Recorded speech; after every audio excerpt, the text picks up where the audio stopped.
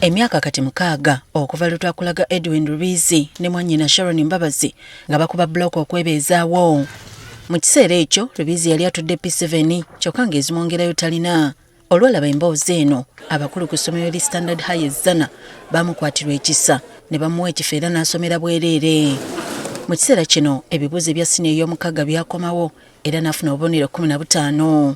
Nga history ayina B, fine art ayina B, Uganda ayina B, then fine art ayina D. Mu standard zona ayina principles 3 akirizibwa kusoma course jona gyayagala. Kuva senior 1 mpaka senior 6 nga ndi ku bursary because I don't know oba ezo sente nali badde nzifuna.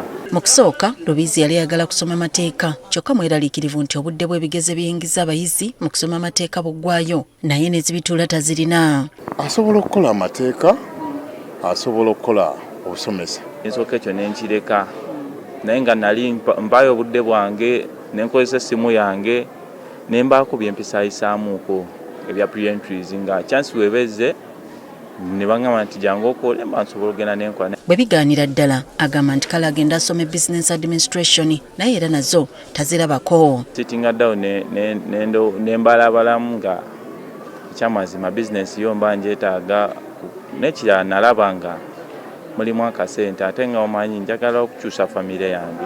Wano abasomesa ku ssomero li Standard High Zana bwe bagattidde eddoboozi ne basaba abazira kisa okuyamba muyizi bwabwe baleme okuba nga bayoza ate ne bayinika mu ttaka. Nsaba Mukama nnyambe because siri so sure about the university because sente tewali. Nensinga Mukama addamu n'ateme kuba watali kkubo mba nsobola okugenda n'ensoma. Tubadde tusaba oba ng'oli eyo omuzira kisa ng'owandyagadde okumuyambako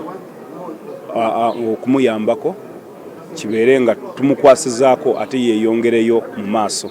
Ye mwannyina Sharon Mbabazi byamuyitiriddeko dda. If there is anyone oba university oba omuntu yenna ng'asobola otukwasizaako ku kino kye tugendako tumwaniriza n'essanyu lingi kubanga ate university endalamu. Kyokka ate era tebalema kwebaza balabi ba Spark TV okubakwatizaako. Twebaza Mukama nti through Spark TV twatuuka ku Standard High netuyamba from senior 1 paka 6.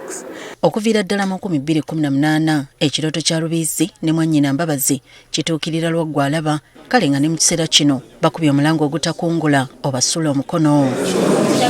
Susan Nanyanzi agafeeyo ku Spark TV.